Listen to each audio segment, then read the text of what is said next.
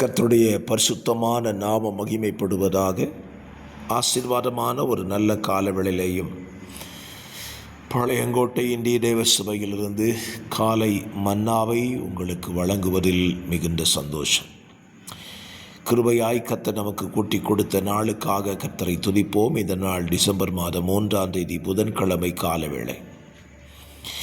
இந்த நாளுக்கான தியான அதிகாரமாக தியான பகுதியாக 1 ராஜாக்கள் 12ஆம் அதிகாரத்தை வாசித்து தியானியுங்கள்.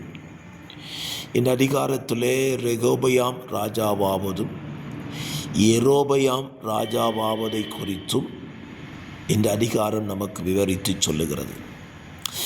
இந்த அதிகாரத்திலே நம்முடைய சிந்தைக்காக இந்த காலவெளியிலே ஒரு வார்த்தையை வாசிக்கிறேன். 12ஆம் அதிகாரம் அதனுடைய 4ஆம் வசனம் இப்படி சொல்லுகிறது: உம்முடைய தகப்பன் பாரமான நுகத்தை எங்கள் மேல் வைத்தார்.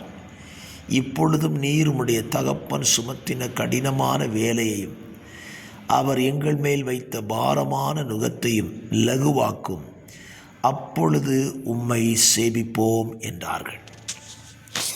இஸ்ரவேல் ஜனங்கள் சாலமோன் ராஜாவின் மரணத்துக்கு பின்பு ரெகோபயாமை சேவிக்கவே விரும்பினார்கள்.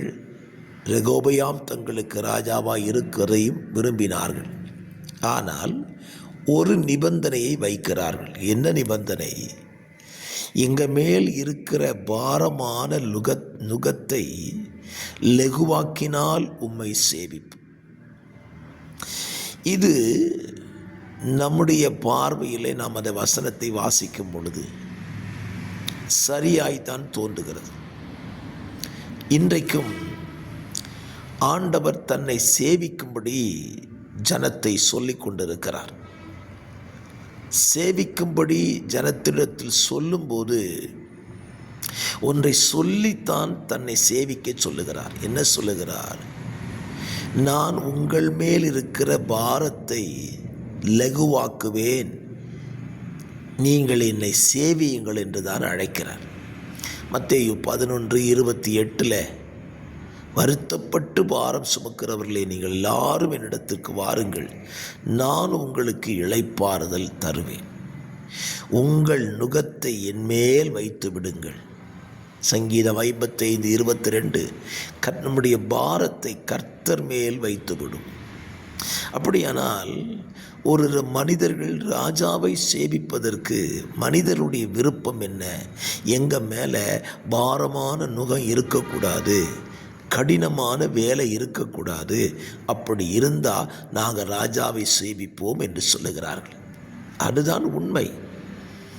இன்றைக்கு நம்முடைய இரட்சகர் தன்னை சேவிக்கிற ஜனங்களுடைய பாரங்களை, கடினமான பகுதிகளை அவர் லகுவாக்கும்படிதான் அவர்களை தேடிக்கொண்டிருக்கிறார். ஆகவே என்னை கேட்கிற அருமையான கர்த்தருடைய பிள்ளைகளே, நீங்கள் கர்த்தரை சேவிக்கும் போது ஒன்று நடக்கிறது. உங்கள் மேல் இருக்கிற கடினமான பகுதிகளை ஆண்டவரே ஏற்றுக்கொண்டு லகுவாக்கி உங்களை விடுதலையாய் அவரை சேவிக்க அவர் அழைத்திருக்கிறார். ஆகவே கர்த்தரை சேவிக்கும்போது இப்படி நினைத்து கர்த்தரை சேவிங்க. நான் கர்த்தரை சேவிக்கிறேன், அவர் என் நுகத்தை, என் கடினமான பாதைகளை, வேலைகளை லகுவாக்கி விடுவார்.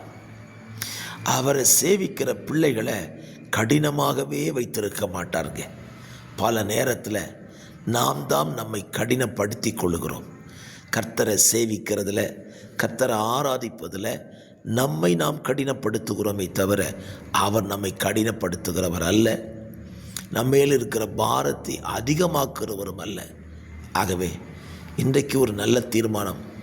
ஆண்டவரே, நான் உம்மை சேவிக்கிறேன், நீர் என் பாரத்தை லகுவாக்கும், என்னுடைய நுகங்களை லகுவாக்கி தாரும் என்று கேட்டு பாருங்கள்.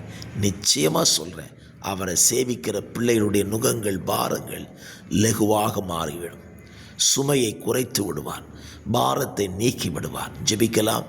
பரிசுத்த பிதாவே, இந்த காலவெளியிலேயும் வார்த்தை கேட்கிற பிள்ளைகளுடைய வாழ்க்கையில் இருக்கிற பாரங்களும் நுகங்களும் தேவனாலே லகுவாக்கப்பட்டு அவர்கள் கர்த்தரை சேவிப்பதற்கு அது முகாந்தரமாய் அமையட்டும்.